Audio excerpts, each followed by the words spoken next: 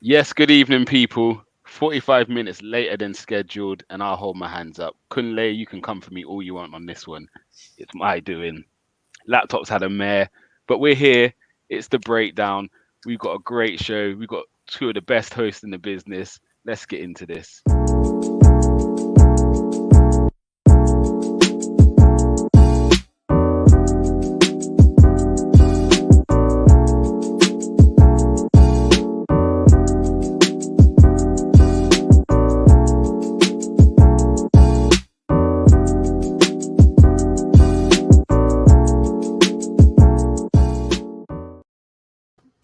Yes. What you saying? New intro music. We got rid of Bellerin because I was not happy about him being the first person to see in my video. So I'm happy with how it looks. So big up Mr. Silver Fox. Brilliant visuals as always. Let's introduce the panel quickly. Canners, how you keeping, bruv? I'm good, man. I'm good. I'm blessed, man. I'm just waiting for man's like, was it Big Phil from United Agenda? Them kind of guys to come true now. Once They, we, they don't hear don't from turn them up. again. Yeah, we don't hear from them only when Arsenal lose or United get a sneaky one. But we're here waiting for them, so I'm sure we'll catch them soon. We got them in a few weeks as well. I'm looking forward to that, boy. 100%. I'm looking forward to it. And George, what you saying? I know you got on a short one today, so we're gonna keep it real short and sweet. How you keeping? We ain't seen you for a little while. I know, man. I opened up the laptop, and this laptop is only used for this purpose. Yeah, it's only used for the breakdown. And I see it said something like the 24th of December or something like that. So I was like, whoa, it's been a while, man. Yeah, it's been a Been a while. Yes.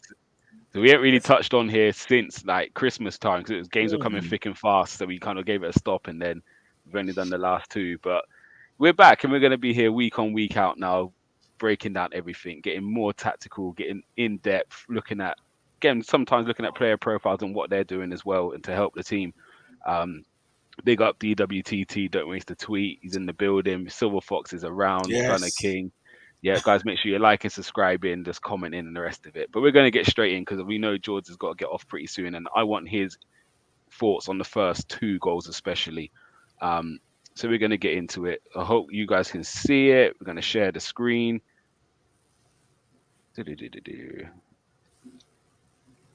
Just this one here I want. Lovely. Let me know when you can see it, guys. Yep. Right, we're in, yeah? So what you would see, I don't know if you can see the arrow. The finish was unbelievable. Let's just say that first of all. But these two still images here. Jordan, what do you reckon of this? Because is there anything that could be done? Because to watch it, you think it's just a good goal. But in your playing that, well, you still play. So what do you think here? I'm looking at Martinelli, Tierney, and Xhaka, and the three Watford players.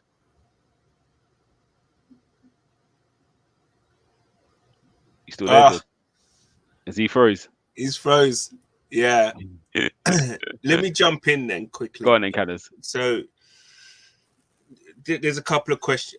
No, there we go. He's back. Did you hear the question? I didn't hear the question. Can I have the question, please? Sorry, yeah. So if you can see the two images, obviously we've got Tierney, Martinelli, and Xhaka, and then there's Sissoko, who's behind Tierney, the boy on the ball, and the overlaps coming. So it's identical images. Literally, it's just a couple of seconds on. Yeah. Okay. So what would you kind of want from the three players there at that moment? What do you think they could do to stop the cross? So this led to the goal, right? Yeah, and we hear it a lot in football saying stop the cross.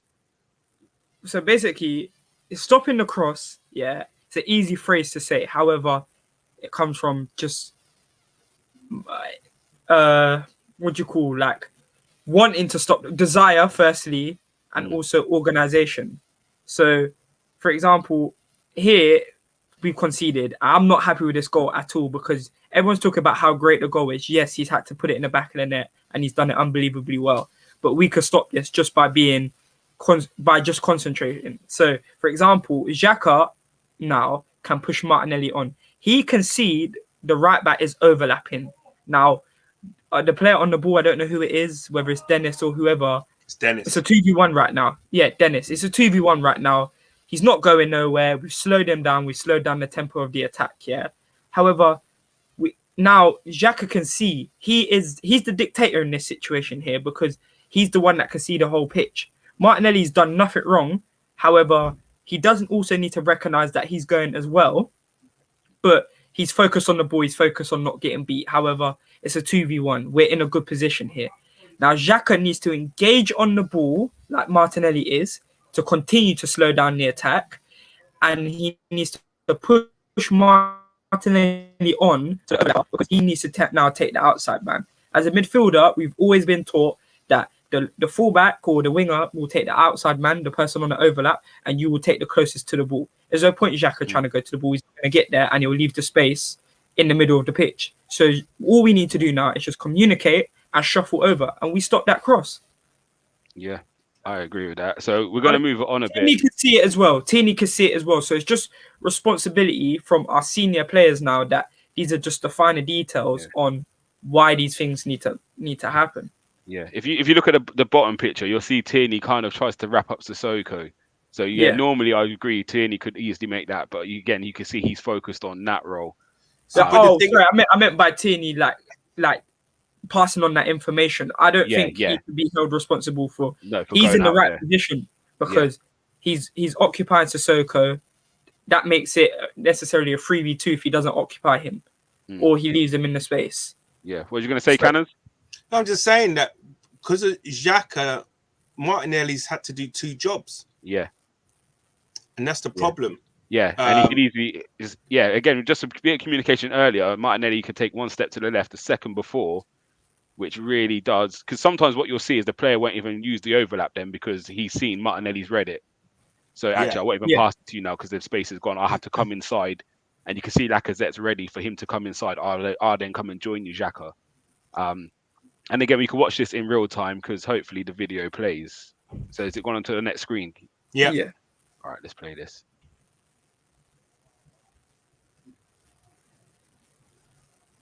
And there's the finish. So you can see Martinelli's kind of stood still and then has to go, which is since too late. Yeah. Do you know what I mean? The wing back's moving and Martinelli stood still and he's got no chance of getting there. And why this is important, I think, I've got another video. Oh, no, I've pressed the wrong one. How do I move this slide on? Here we go. Because this shows you Xhaka does know how to do that. Because if you see the 2 players we have here, it's Xhaka and Martinelli. What's the difference? Points go off you go. And what does it do? He doesn't even go wide. I'll play it one more time. Points in, you go over there, and look what happens. Look. Yeah. So again, he doesn't even use the overload there because Martinelli's dealt with it. Must have been addressed at half time. Have been. That is in the second half as well. To be fair. Yeah. Would make so sense. That's the first one. So again, they're the little things that do make a big difference. And yeah, it's about this. Do you know what I mean? Just neatening up on those things there. Now we got the second goal. We'll watch it first and then we can kind of break it down.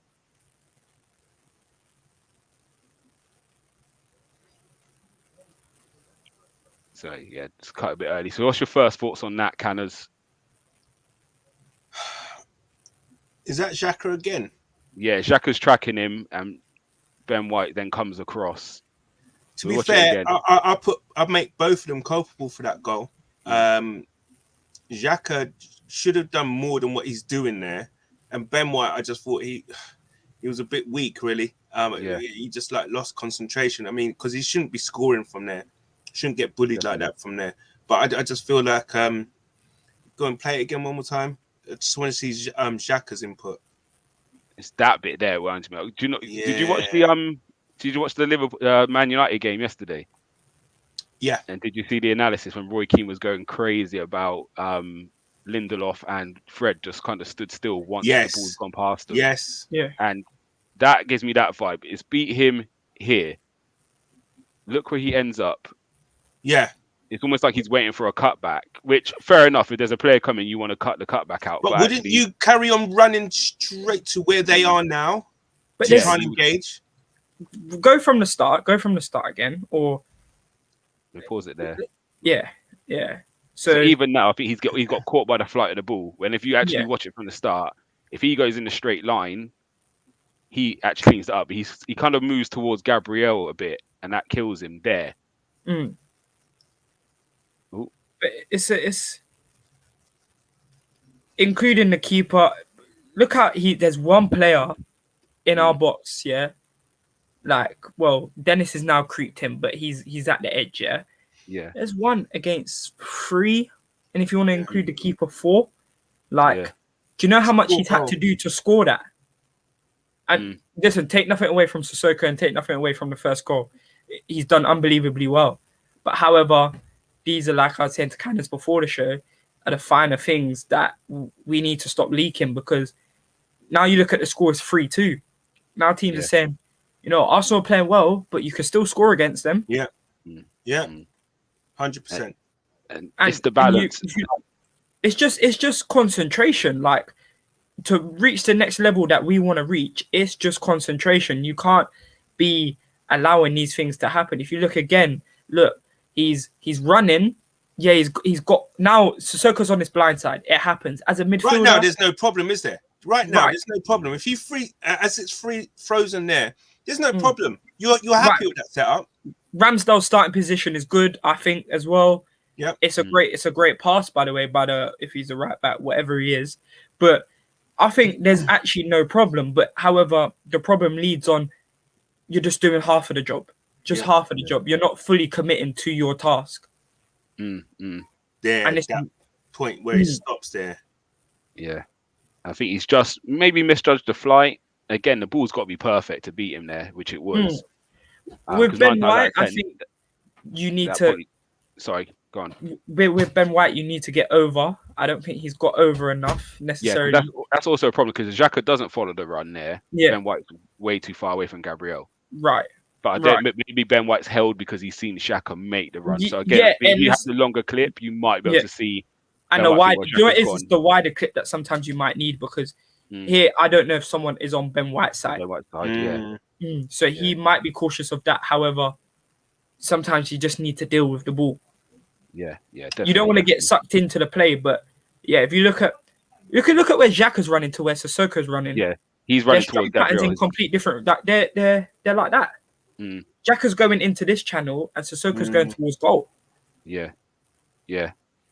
So again, it's not trying to put the blame on anybody, but it's just those little things again, isn't it? Where if we can tighten up on those little margins, it makes a big difference. But yeah, take nothing away from Watford. Both really good goals. And we don't want the show to come off really negative, because I think Arsenal did perform really well. But again, this is what we're here to do. We're here to break down the little things, and which make a big difference to our performance. This is now where we're at a stage of we're happy with Arsenal's performances. The attacking football is exciting. However, this is not a 3-2 game. No. Yeah. And no way. Watford will come away from this thinking, wow, that's 3-2. Really and truly, like, it shouldn't have been 3-2. Couldn't got because again they had a good chance as well. Is it Dennis hit it over the bar? Yeah, Dennis hit it. Yeah. So you're thinking if that goes in now, that's a 3-3, and it shouldn't be that close, isn't it? Like, it's avoidable. Yeah. Definitely avoidable. But we're gonna move on, because I know you've got to shoot short soon, Jordan. So let us know when you've got to bounce, and we'll say goodbye. But one thing I do want to touch on, we spoke about it last week. Me and Gunnar King spoke about the positioning of Granit Xhaka, and when we're defending, we defend in a 4-2-3-1. But when we're attacking, we're looking more 4-3-3-ish. And so the top image is when we played Everton.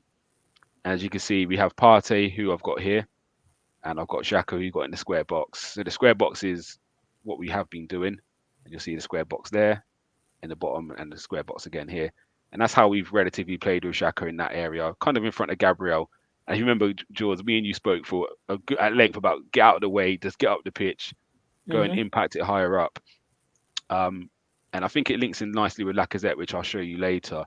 And the star is where that game we were saying, why couldn't Xhaka come and play here? The referee is the template. It's perfect the referee. Now, if you look at the bottom, look where Xhaka's positioning is in both of them.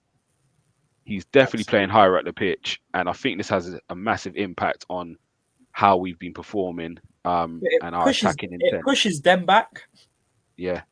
Like, I don't mean to cut across, but when you look at it, look how deep Watford are. Obviously, Watford will let us have possession necessarily more than Everton will. But like, look how deep Watford's midfielder is. That's marking Xhaka, rather than you look at Watford strikers. Iwobi is now about to creep. Iwobi is actually starting in that position, thinking he should be here. However, Yeah. Iwobi will now creep and creep and creep because he's saying, "You've given me the license to press you," rather than if you pin me back, like I can't now go and occupy that space or engage that space or whatever. Like, so I think it's his starting position is helping us gain better possession with more purpose. Yeah, definitely. And definitely. it allows us also as well to carry on and keep the pressure on, Right. you know, the defensive team as such. So Mhm. because it just seems like everything. I remember that Everton game. Everything was so slow, and Yeah. just you know, but what it does obviously there against Watford, because I just thought we was a different animal going forward yesterday. I thought we actually looked. You know how Man City always look dangerous when they go forward. Yeah. I'm not saying we was as dangerous as Man City, but No, I think we carried the most threat that we've carried this season correct. going forward. Yeah. Because of that kind of little shift, and we're not talking like major, but we're talking about what 10 yards. You just pushed him up 10 yards, and look at the difference that it's made, because it's just put us being able then to kind of overload. And Xhaka can pick a pass, to be fair. He can thread balls through. And we will touch on this in a later stream, because if this is the new Arsenal and the way we play, Xhaka's not the man to do that, though. No, he's not. And I think it changes what we look for in the summer. With everyone's kind of been saying about Basuma, Neves and them guys, which I do think Neves and Tielemans probably could do the higher up role. But there's probably players out there who would dream of being allowed that bit more freedom to go and play in that pocket there. Basuma?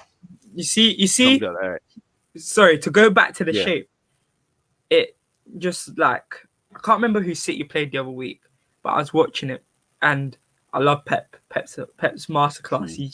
He's different gravy. Yeah. But this gives me Pep vibes. I know Arteta don't say too much, because we're going to move on to that in a minute. Don't say too much. Well, I've got to go, so I want to say something. All right, let me bounce forward. We're going to come back to this in a second. All right, so let me bounce forward some streams quickly. Sorry, these two pictures here just shows the attacking intent of Arsenal. We've got 5 bodies in and around the box. It's just different. But actually, Tierney's one I'm interested in, because he doesn't get forward as much, because Xhaka's now naturally higher. Tierney's not actually as high. But we're going to come back to that. So the Pep thing we're talking about. Again, we all probably watched both games yesterday. Yeah. And what Pep did to United on the left, we done to Watford on the right. If you watch recently, a lot of our players coming down this right side. And if you look at the heat map, the highest concentration came on the right-hand side. So, before Arsenal, everything was the left, when everything was Tierney. Now, Odegaard just literally hangs out there next to Saka, with Cedric or Tomiyasu as well making another option. And sometimes Lacazette finds himself quite far out there as well. So we're overloading one side. And if you watch City in that first half yesterday, Bernardo Silva, Foden and Grealish just camped and Cancelo camped on the left. And if you look at the stats, Mahrez did not touch the ball in that first half. So, Candice, did you watch the game as well? I did, actually, and I was thinking to myself, everyone's talking about Mahrez man of the match and all this kind of thing, but I remember in the first half, he wasn't involved. Right, and I'm going to show you this, because this is when people were saying Martinelli man of the match, and I'm like, Martinelli didn't do much, but what they do well. Let's bring up the touch maps. Martinelli touched the ball 29 times, compared to Saka's 66, Partey's 93, and Xhaka 54. So that shows me in that attacking area, the right-hand side is where we're heavy. Yeah. If I pull it back one more side, we're going to look at Tierney. Do you know what? I hate your show, because other teams now are going to start setting up. They watch you, man. Definitely. But look at Tierney, 66, and look at Cedric, 97. Yeah. We are so heavy on the right. So bless Martinelli. He's not involved as much, but it's almost the same as Mahrez yesterday. Mahrez didn't do much, but what he did was it was clinical, and it's vital to the team, because you can't leave him out. If you're so focused on that side, all of a sudden you switch off for a second, and he comes alive. And I think when I'm watching it, and it was just, I was watching it thinking, we played exactly the same way. Everything was our right hand side, and again, it's just them moments when you switch off. Do you think? I don't know. I'll put it to both of you two, that this attacking prowess, because I don't know, something's clicked in this team. Do you think it's down to our right back? Yes. Nah. Do you know what? I don't want to give it, say Tomiyasu is not important. I do think Cedric offers you a bit more going forward. Yeah. And that does help. I also think the positioning of Xhaka has helped. Because he's engaged higher, so we're winning the ball back higher. So actually, our fullbacks can start higher. Equally, but also Odegaard's playing higher. Yeah, and I think if that's Smith Rowe probably wouldn't take out that same position. I know it's now being worked on, and this is what Arteta wants from his number 10 as such. In Odegaard, he likes him going out on the right-hand side and overloading with Saka. But I think it's just maybe it's a confidence thing of the defense is defending well, so actually we can step 5-10 yards higher. I haven't got to protect my back line as much, so I'm trying to release them. But equally, I think Lacazette has an important part to play as well. So I think it's everything maybe just connecting at the right time. No, but I think we're very similar to City. Like, I don't think Lacazette's playing as an out-and-out number 9. No. Like, I don't think we're playing with a striker. He is a striker, but I don't think he's playing as a striker.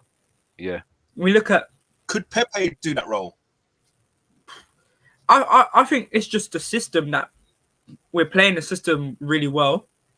The boys are playing really well, and I think Pepe could do that role, but I think I don't know with Pepe.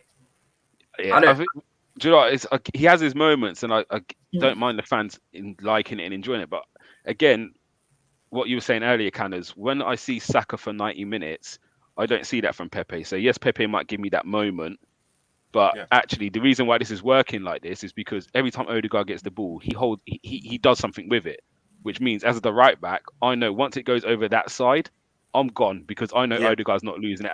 The worst he's going to do is turn back and go back to the midfield. At the moment, Partey is balling. He is unbelievable at the moment for me. And again, he's receiving balls. He's now getting us playing forward. He's just orchestrating. And I don't think enough's been said about how important he's been the last few weeks. I think he's been I've clocked it, and I just think that he's a different animal right now. The same way that I've seen something clip with Saka. Saka for me yesterday, I don't know what it is, but he just seemed like a different animal. And the thing about what I'm seeing last couple of games with Partey, if we can get another centre midfielder, gee whiz, bro.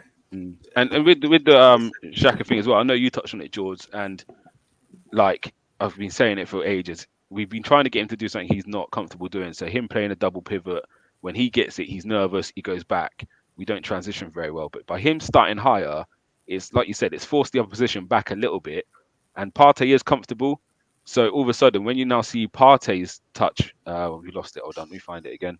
That's not what we wanted. Where's it gone? Here it is. Sorry, one more page. Partey's touched the ball more than anybody. Mm-hmm. So it doesn't surprise me now when we're playing forward more because Partey's more comfortable receiving the ball and turning and playing forward. So it kind of goes hand in hand with everything, I think, with he's now one. Actually, rather than trying to play through both of them, just play through him and here transition us. And then, again, that leads to Odegaard, Saka knowing the ball's going to come. So actually, I'm going to play higher and Cedric's now going to make his runs. So I think it just goes hand in hand. And again, if you look at Partey and Saka's heat map, the amount of red compared to Xhaka and Martinelli's, there's not a knock on them two. Again, I compared it to Mahrez yesterday. He didn't touch the ball nowhere near as much as Bernardo, Foden, Grealish. He still has an impact and a massive role to play because you can't switch off for a second with him out there.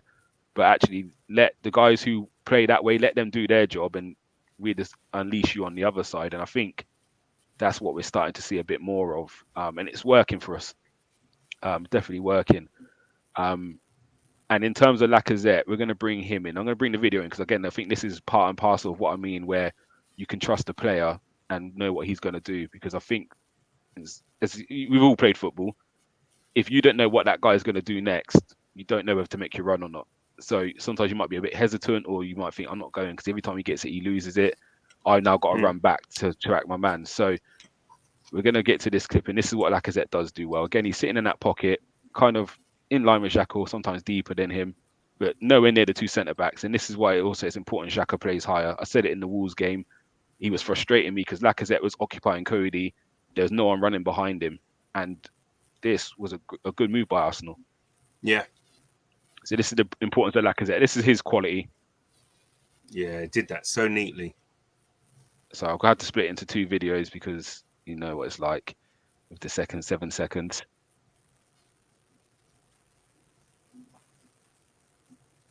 Does Tomiyasu make that run that Cedric's made?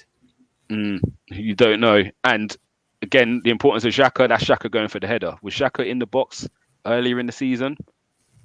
Probably not. And again, look at the bodies we have in the box. 1, 2, 3, 4, and I'm pretty sure Martinelli's over there somewhere as well. So again, I think so that's in the goal, Xhaka. He almost got on the end of it. Lacazette's the one near the keeper. There's Odegaard, there's Saka. Cedric's out here, and I'm pretty sure Martinelli will be in and around somewhere here. Again, we can't see the full screen. So actually, we've now got 6 bodies in that attacking area, whereas a lot of the time we were crossing to one person. And again, this is just the importance of just being fluid. Watch it again, because I enjoyed the move.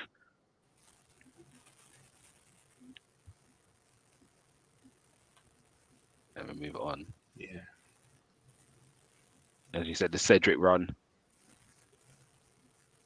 Look at Xhaka. Like, when have you seen Xhaka play like that? If you look at the Everton clip, Xhaka stood on top of Gabriel. Yeah.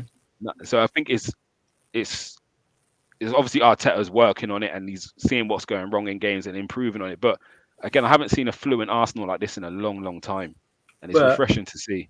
Going back to the Pep thing, yeah. Pep constantly attacks with 6. Everything he does is about overloads. Yeah. So this is why he doesn't need to necessarily play with a striker, because as long as he's overloading you, he's dragging you into places that you don't want to go into. You look at Gundogan, you look at Foden. No, they don't play with a striker. No. I can't tell you the last time I see Gabriel Jesus play. Like, when he has played, he's played on the right wing sometimes, hasn't he? Right. So like they literally don't play with a striker. So it's just about picking up them spots and picking up them in places where defenders is like, do I engage? Do I commit? I don't want to step out. And this is why it's good to finally see. How long have I been calling it for? Saying Saka is brilliant, but he's been getting kicked and doubled up on all season. Someone needs to go out and support him. Yeah. And it's good to see now Odegaard has got this understanding with him that they can combine together. However, like you're saying about Martinelli's patience now, is that, everyone's going to accommodate for that now because they know that Saka's the danger man and whatnot. And Odegaard, you don't want him having too many touches on the ball. You want to get in their face. But if you give them the ball and they release it, next man's free. And then you could overload that side again. So it's constantly just about trying to overload in those areas. 100%. Was it De Bruyne's goal against United yesterday? Yes. You know, when it bobbled around, it always seemed to come back to a City player. Because they had Harry Maguire did dummy it. Harry Maguire did dummy it in the box. Okay, I was like, whoa, what is he doing? But I thought he sees something in it. I thought he thought he was Brazilian or something like that. Who knows? But again, it's just like we're saying, just that movement, that understanding. Again, the Saka's goal came from that. No, Odegaard's goal come from them two being on that side together. Saka's got someone to link with. Quick 1-2, cut back. There's Odegaard to finish. Like some of the football yesterday, again, it's like I haven't seen in a long time, and it's enjoyable to watch. It's refreshing at the moment. It really is. But there's no coincidence that you see, for example, now Gundogan, Kevin De Bruyne. I'm gonna put Emil Smith-Rowe in that. Odegaard now starting to score. That now the strikers are not scoring the goals. Yeah. There's no coincidence with the pattern and how we're setting up. Is that these guys? I'm not saying we play like City or we have the quality of City, by the way, before someone takes it out of context. But if we look at how direct we're trying to be and how we're trying to overload in certain areas, there's no coincidence that these midfielders are picking up so much goals because they're now not being found or not being marked by the defenders because they're in pockets and stuff like that. You don't know whether to engage. You don't know whether to drop off. Like, there's no coincidence that it's hard to defend it, because when you know it's like someone's 2v1 against you all the time, you're gonna call someone over. And Man City got the quality to say, all right, if you call this person over and this person comes over, now we're gonna release it that side. Yeah. And let me get one-on-one with you if I'm Mahrez or someone of that quality. It's a problem now. And even then, Pepe thrives. You get Pepe one-on-one, he will hurt you. So and Saka's electric. And so I was more of a defender coming up, and you give me someone to mark. It's pretty not easy, but I know what I'm doing. I'm marking you. You know, that's my job. Like, that's it. But now there's so much movement. It's the communication's got to be 110 for 90 minutes. Otherwise, we saw it with a goal we conceded. Without talking for a split second, you can get hurt. So actually, with all these boys moving around, like, again, who do I pick? If I'm the centre back, I said Connor Cody. I watched the game and I was high up at the Emirates against Wolves. And Lacazette's just moving around, and Connor Cody's job is to mark Lacazette, and he's going from everywhere. And you can see Lacazette saying, "You don't make runs because I'm just going to drag him wherever I want to go." Do you know what I mean? So the one moment someone doesn't cover Cody, there's spacing behind him to kill, and it's just those bits of movement. I think teams will find, again, that's why teams find it so hard against City sometimes, because you think Bernardo Silva's your man, but all of a sudden De Bruyne is now in your space, or Cancelo's in your space, and actually I'm meant to be marking him, and we see it with Leeds. They man mark. Kane and and Son was just moving them players all around the place, and without the communication, you can just get caught out. So, and this is why you see Conte. He done the 5 at the back against Man City, because I ain't really watched too much of Tottenham to know whether they played at full time, but I know specifically. I know even when he was at Chelsea, he liked the 5 and whatnot, but he specifically put the 5 there because he's like, Man City always attack with 6. So if I have 5 and a midfielder in there to protect, now I've got an extra body back there, or extra 2 to say, listen, we're going to sit and you're going to have to try and break us down this way, rather than allowing people to get isolated and overloaded. Definitely. Do you think that will cause us a problem when we play them? Yeah, I think we got a... Well, yeah, I think it will cause a problem, but at the same time, listen, I've got trust in Arteta at the moment, so yeah. I think, and like we played City, we gave them a good game, man, a real good game at Christmas time. So absolutely. Right. Cool. I'm gonna get to some comments because I feel like I've neglected them. George, are you right for another 10, or do you need to bounce? Give me 2 minutes. Cool. At 20 past, I need to go. The thing I was meant to go 40 minutes ago, you know. I know. Do you know what? So let's get to it. Actually, comments, guys. I know you're in the comments. We will come to what you're saying. Me and Cannons will answer that. But I know your guys Lacazette, Geordie. So let me bring this up first. Then we'll deal with Lacazette, and then we'll get to the comments afterwards, because I think it's important. Again, we've seen a bit of movement. We've seen what he brings. He got 2 lovely assists. I think he played a bit higher yesterday than normally, which impacted the assist because he just dropped it off on the edge of the box. Whereas sometimes he's always deeper than everyone else. But I think what's important, I've been saying it from before the start of the season, Aubameyang will score you more goals, but as a team, Lacazette brings more and the team will score more goals. Why is that playing? Hold on. Here we go. This is the screen we want. So I've done a bit of research yesterday. Again, we can see Lacazette's heat map. Normally, we don't see that red spot there. And that was 2 assists for him sitting in that red spot right there. So him playing a bit higher would definitely help at times. But again, we love all this. And that does make a big difference when we look at some of the results, because not many strikers are giving you this defending. Arteta spoke about it against Wolves when he was playing left back defending, winning the ball back, and then had the composure to play out from there. Like, his all-round game is important. But with Lacazette, I'm not going to go through all the results, but you can see he's obviously played more than he hasn't played. But without him starting, again, he might have come off the bench in these, but we're just going with him starting. We played 10 games with him not starting or on the bench or when he was ill. We got 4 wins, 2 draws, 4 losses. We scored 11, conceded 15.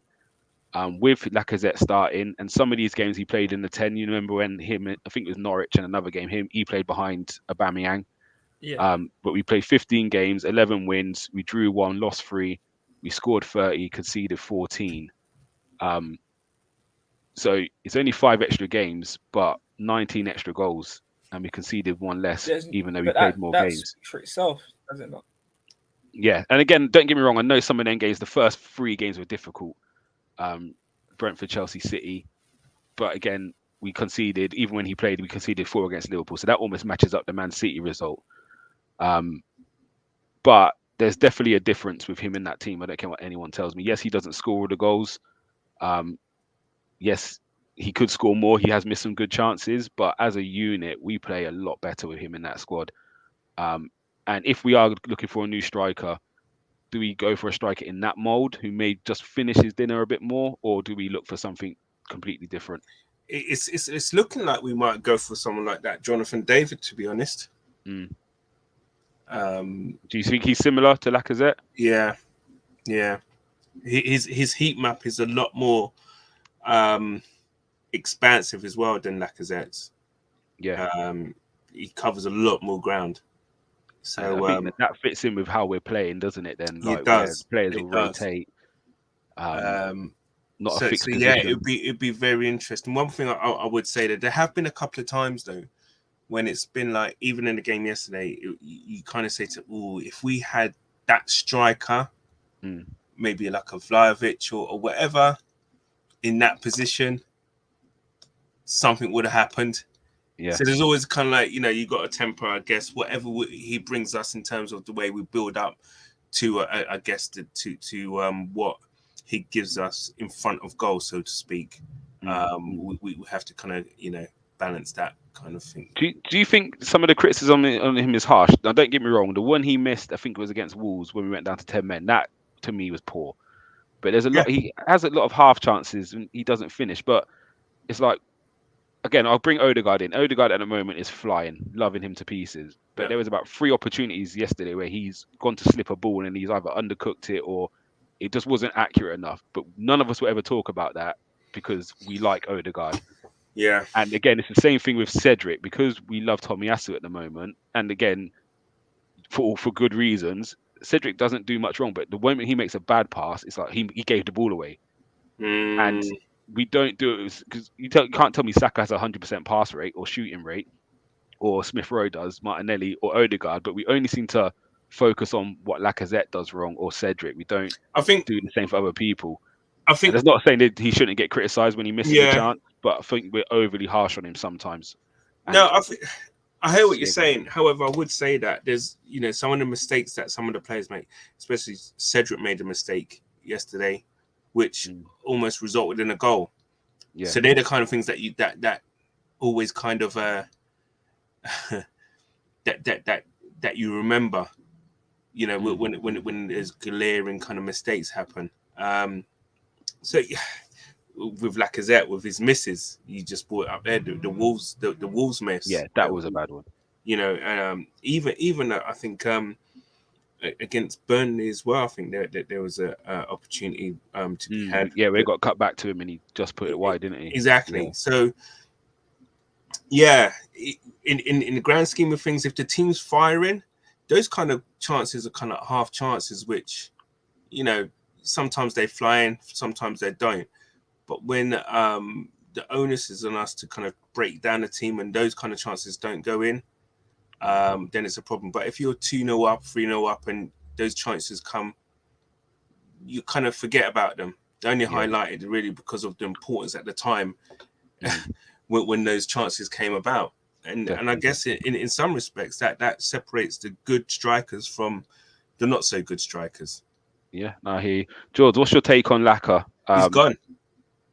Has he gone? He bounced? Oh, bless him. Yeah. So end of the season, I don't know if you saw Arteta's interview. He spoke about end of the season and talking about contracts. He said there's 3 players and we'll sit down at the end of the season. What do you think is going to happen with Lacazette? The more he's performing the way he is. Now, don't get me wrong. I think he's gone. I think he's gone. I think he's gone because the way now, and I even said to some of you guys, I can't remember which thread it was on, but I said that I actually think he might make Odegaard captain. Do you reckon? You don't think Tierney's going to take that? No, I think he's pushing towards Odegaard. The He way has mentioned certain bits about Odegaard in interviews. The way he's talking about him is pretty much prepping people to so when he comes out and says it, it's not a surprise. He's basically saying, I told you what he's doing with these guys. And the things as well that Odegaard is saying in the press as well, he's talking about the togetherness in the squad. You know, that the togetherness is something special here. He's never had or seen anything like that before. You know, even if you're not in the team, you know, the squad is like, even if you're not in the team, everybody wants the other person to do well. These are the kind of things that a captain says.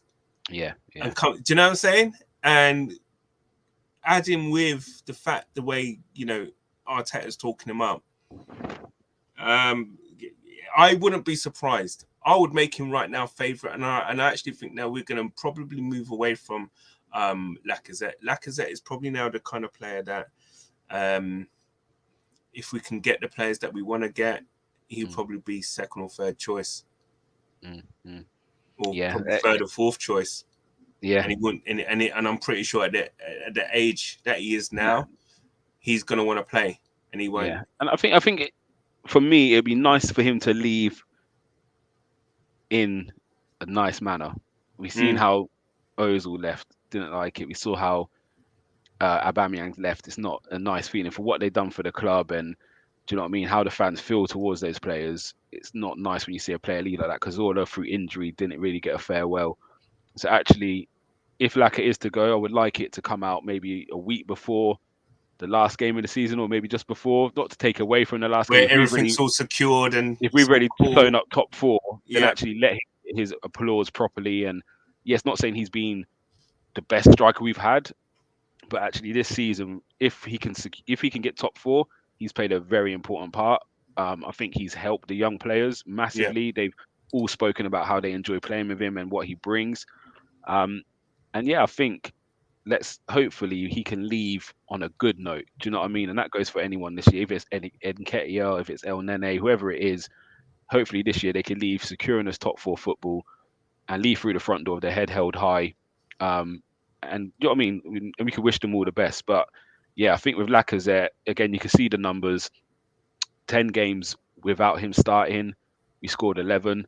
15 games with him starting, we scored 30. Yes, we're playing different opposition, but there's definitely a case for what he brings. It might not be him scoring the goals because he's only scored 3 of them, but their goals are getting shared round. And again, if you look at a City, not trying to base us on City, but their top goal scorer probably hasn't got that many. Do you know what I mean? But between the whole attacking 6, they get goals between them.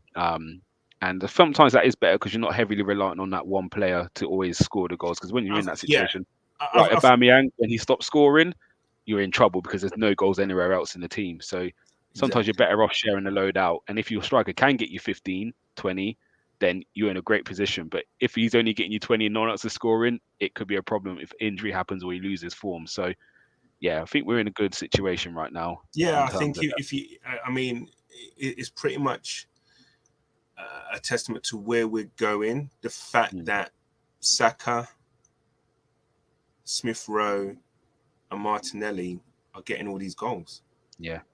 And assists. And if Odegaard's chipping in with some, and now if you're talking a centre midfielder like Ramsey in his heyday for Arsenal, taking Xhaka's position long term, if that's another 10 goals there, you're talking between that 5. That's 50, 60 goals between that 5 without a striker even. That's one, isn't it? Do you think that would have been perfect for Ramsey, that position?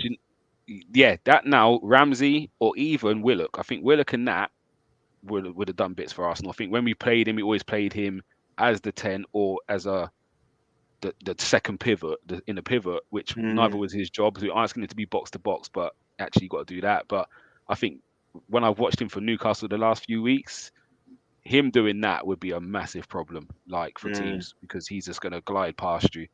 And Ramsey again would have loved that element. Do you know what I mean? And I think having Partey as the base, he's really looking after things. So yeah, I think there is a players out there you can find to do that role. And I'm not saying Xhaka's doing it badly, but I just think you're going to get more output from a more specialised as such. So yeah, it's good reading. But right, let's get to some comments, Candace, because we've been going for time, and these comments have been in here for a long time. So yes, who we got here? DWTT by the way, Tottenham are 2 up. 2-0 up. I wish not too. Oh God, I'm not even gonna. Anyway, I can't even talk about that one. I think Everton will go. I've been saying it for the last. Everton are gone. Everton are gone.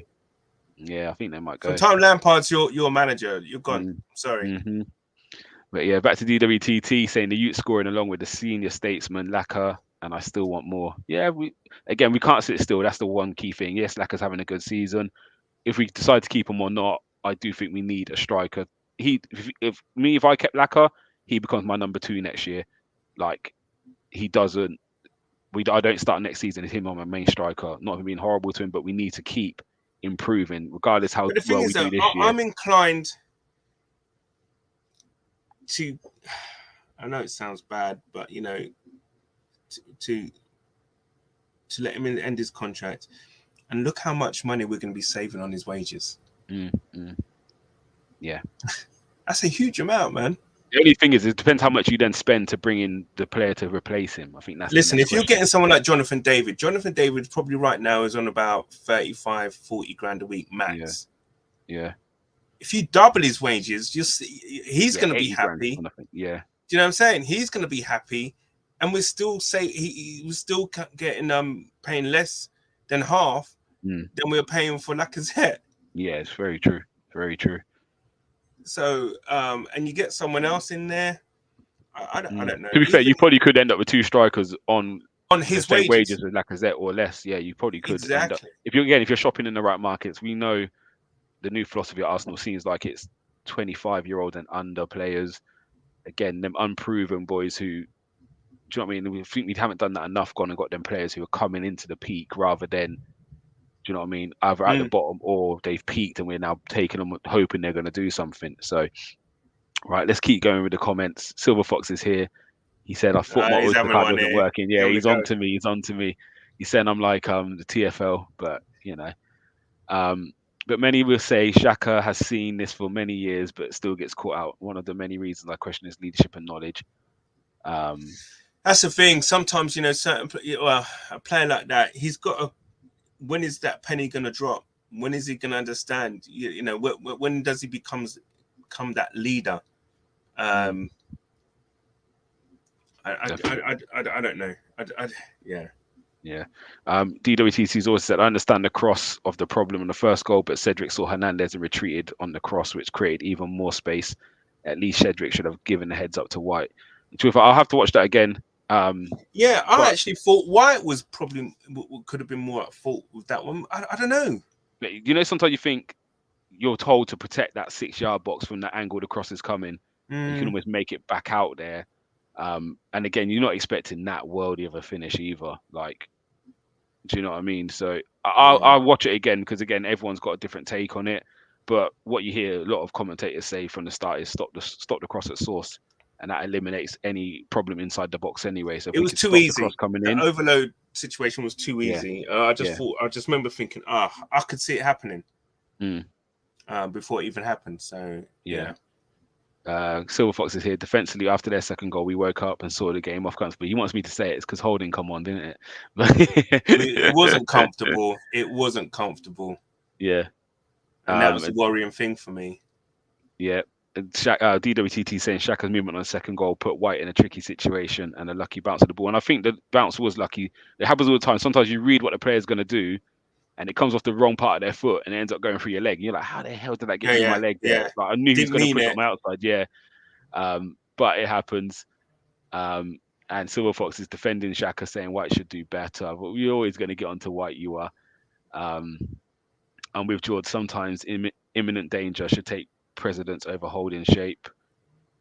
Ben White has been average this season, a couple of good games, but definitely has a mistake in him. His place is up for grabs when Saliba comes in. I think some of the criticism on White's very harsh, man. I think he progresses with the ball very well. Yeah, you know, he's more comfortable on the ball than Gabriel.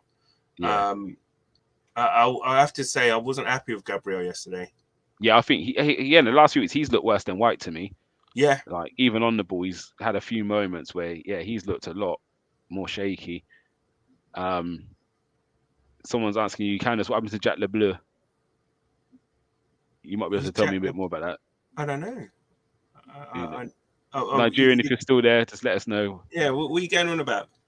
He's saying forget about Hassam Hour as well. The guy's dead. Nah. Yeah, and he's DWTT says Tomiyasu plays. The score is probably 1-2 or 1-0 Arsenal. Watford get very little in the game.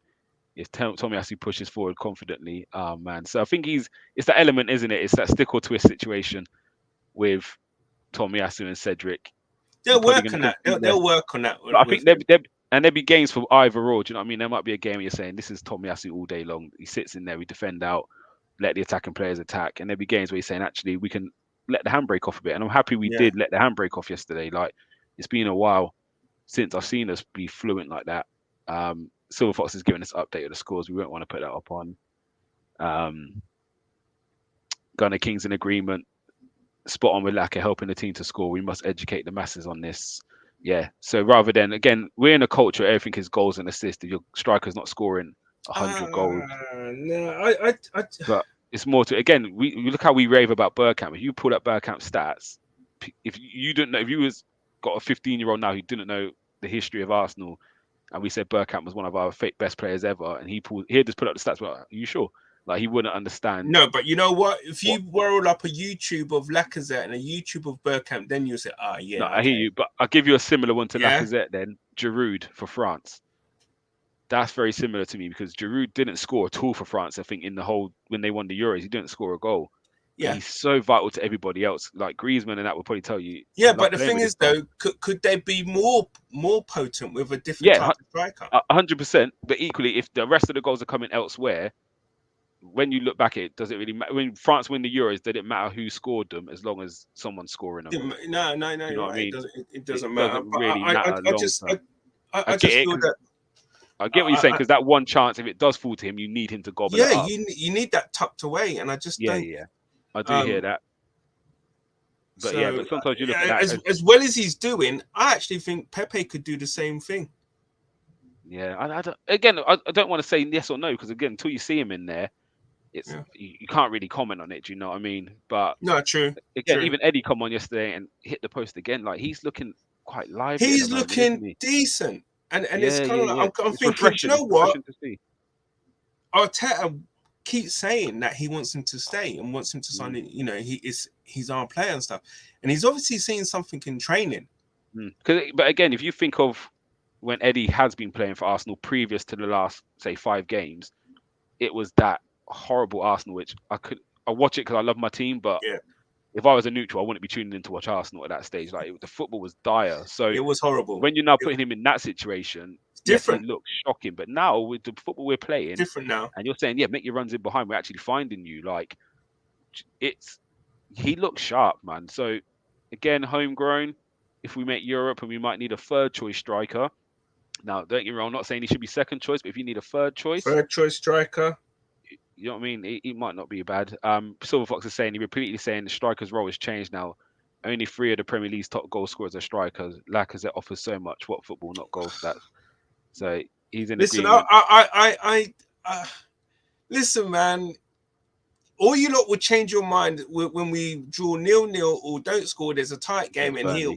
Do you know what I'm saying? Yeah, he will come up for criticism. He really will. People have to stop flip-flopping, man. Yeah. No, and fair play to you. If you just what you believe, I and again, I do agree. Because there was a certain position, time. I think it was 0-0, and the ball coming to the box, and it was straight away. If you had a striker, and it was like a Vlahovic, it would have been a different outcome. Yeah. Even when that Odegaard cut back to him, and I know it was on his left foot. But yeah, again, it's just their moment. That's the difference with like a Harry Kane, isn't it? Like, and to be fair to Kane, Kane's creating. Yeah. What's happened. So, all right, we keep going in the comments. Gunner King wants to keep Laka for 1 more year. Silver Fox is in agreement, and Gunner King saying he's vital for the dressing room. And for that reason, he would keep him. Arsenal's past transfer business efficiency means Laka could stay. Can't see them getting 2 strikers, midfielders, and extending contracts. Never know. DWTT is in agreement with Laka's leadership, and it would be missed. He's saying Lacazette is judged more on scoring and less on intangibles such as leadership, stature in the dressing room, and his importance to our youth. What's this? Oh, he's saying, to be fair, we have saved 90 mil on our wages in the last 12 months. We can easily look for savings made there, not to worry about lack of staying in the squad for another year. I think we need to move on from him, to be fair. I mean, as good as he's been, yeah, I just think, I don't know, maybe if we're in the Champions League, different to have him for another year might be a good thing. But I just think, yeah. And again, this is what football. This is what we love about it. Everyone's got a difference in opinion. No one's right and wrong until it happens. And again, it might go your way and it might work brilliantly. It might go the other way and it might work or it might not work. You never know. So I think time will tell. Brendan's in the building. How you doing, Brendan? If we get top 4, can you see world-class players coming to us this summer, providing that Edu puts on his David Dean disguise? I think it's going to be an interesting summer. I think there's going to be a lot of movement this year. I think there's going to be lots of movement, not just at Arsenal, but I think in general. I think obviously we know Newcastle are going to go big, and what that does as well, if Newcastle are spending over the odds on players, that just creates more money in the transfer market for other teams, and there's going to be big merry-go-rounds. There's a lot of players going on a free transfer who teams are going to need to replace. You've got the big ones like Mbappe and Haaland probably on the move. So we know someone like PSG is going to go heavy. And Madrid and Barcelona, they're obviously going to want to be in that conversation for that player. And by again, the way, Everton are shocking. What's the score now? Still 2? 3-0. Oh God, they are shocking. Yeah, you know what? I hope they do go down. Yeah, I want them gone. Done with them. Let's get Calvert-Lewin on the cheap. Yeah, he's such a poor manager. How is this? I'm not being funny, right? How is this guy get these big jobs? How on earth, did they fast track him to be a manager at these big clubs? And you got the likes of, do you remember like Paul Ince and even like Sol Campbell, even Darren Moore? Darren Moore done well. Do you know what I'm saying? Houghton, there's some good managers out it's there. like, and you got these managers who are proven, right, to kind of take you in the wrong direction. They keep getting these big jobs. Yeah, and especially like if it's, you know how Palace brought in Vieira end of the season, like start of the new year, got pre-season implement your style. We back you with some players. I get that, and if that's the end of the year, and he says, right, we're going to go in a different direction. Lampard, you're coming in. I can understand that, but bringing him in when you're in a relegation fight with a squad that don't look like they want to play at the moment, like that's a risk to take, and it might not pay off for them. I'll be honest. Like I can see them going. I really can. I hope so. Richarlison. Calvert-Lewin. I'll take them too. Would you take them too? Yeah, I'll take them too. And what's the centre back? What's his name? He's a monster. He's so fast. Plays left back, right back, centre back. Not Holgate, the other one. Godfrey. Oh he's dirty. Yeah, he's dirty. I'll take Ben Godfrey, man. He's just as he wouldn't start in my team, but someone who can play anywhere along that back line. Yeah. And physically, he's a handful. Yeah. So he's fast. Nasty. He's nasty. But any final thoughts on this game? So let me get to the last comment. You need squad players and experience of European football, and overall at senior level is important when our squad is in such short supply of these characters in the dressing room. Again, this is more about Lacazette. I don't agree with that, to say we're in such short supply of those characters, because I think those characters now are growing in this team. Right, you've got the way Odegaard is talking about the squad and its togetherness, and and how they are gelling together. I believe those players there are creating those type of characters, and they're coming out. And if they do well this season, next year will only push them on to another level. In my belief, if you read the excerpts from what Odegaard is saying. With all the loans he's been on and the clubs he's been in, for him to say that he's never seen this before, never had this before, and he's excited about what's going on. That's a big thing, and as a player, when you're part of a dressing room that's everyone is just happy for. I mean, let's be honest, he was part of that Madrid dressing room. He must have been one of the dressing rooms that won the Champions League, even if he wasn't playing much. He would have been in and about it. Let me just share something quickly. I know this is your breakdown. No, you do your thing, brother. I'm going to show you this picture, right? And show me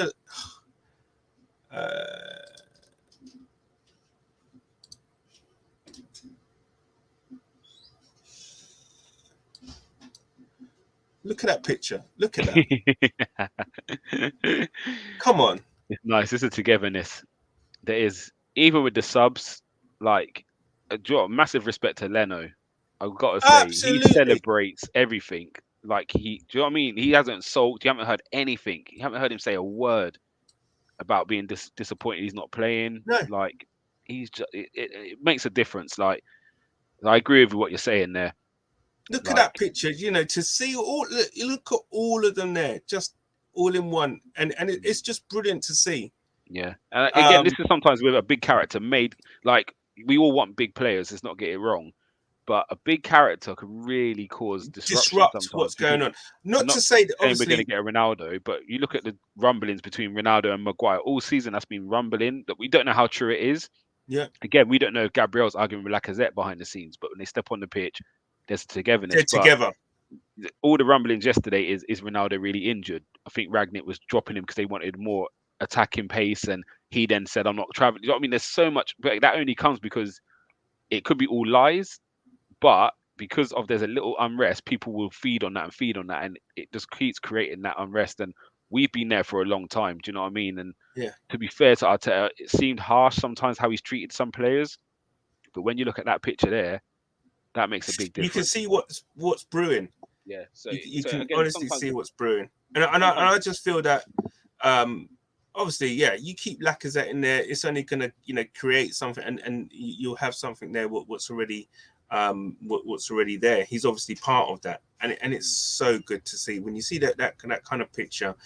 Everyone's just kind of like in a huddle like that after the goal.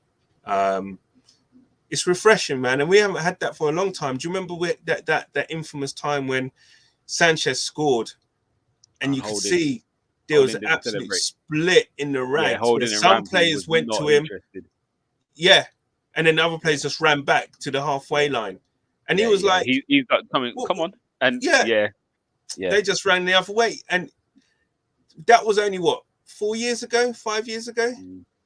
Yeah, said, regardless of what people think about him, again, when he leaves, you have to respect Arteta for what he's done. And sometimes when you look at other teams, you look at United, you look at Tottenham, yes, they haven't had proper transfer windows, Ragnick and Conte, and they could get it right, but you could see what Arteta came in and done straight away. He believed this is how, again, it's the non-negotiables. This is what I've put in place. If you don't matter who you are, that is the standard we set.